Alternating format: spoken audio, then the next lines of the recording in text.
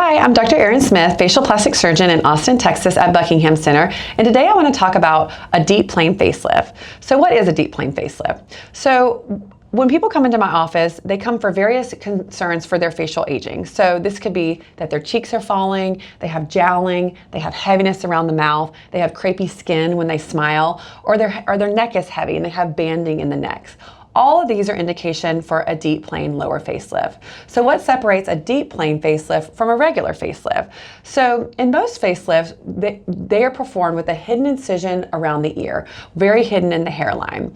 In the face, we have this nice gliding plane along the neck and jawline. So most average facelift surgeons can go in this plane and lift the jawline and the neckline and get an average result. And most patients will like it. But what separates the deep plane facelift is that you go a little bit higher and a little more anterior in the cheek. We have these structures in our cheek called facial retaining ligaments, and basically they keep the cheek tethered down.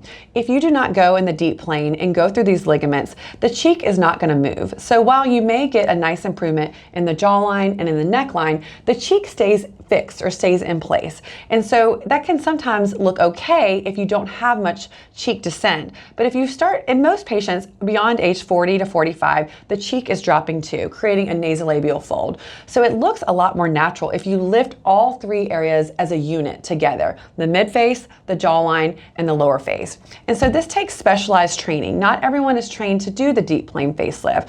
In the deep plane facelift, you are in a deeper layer and a little more anterior, and so you need to be very, very well versed in the anatomy of the face.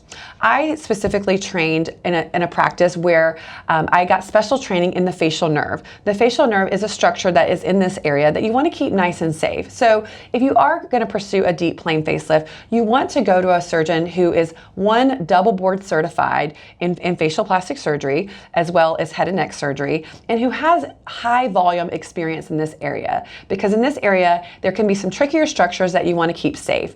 And so in our practice, we are all facial plastic surgeons, meaning we all three are double board certified in this specialty. And what this means is that we only operate on the face, which allows us in our practice to do upward of almost 1,000 facelifts a year. So if lower eyelid puffiness is bothering you, please call our office to schedule a consultation with me and we can go from there.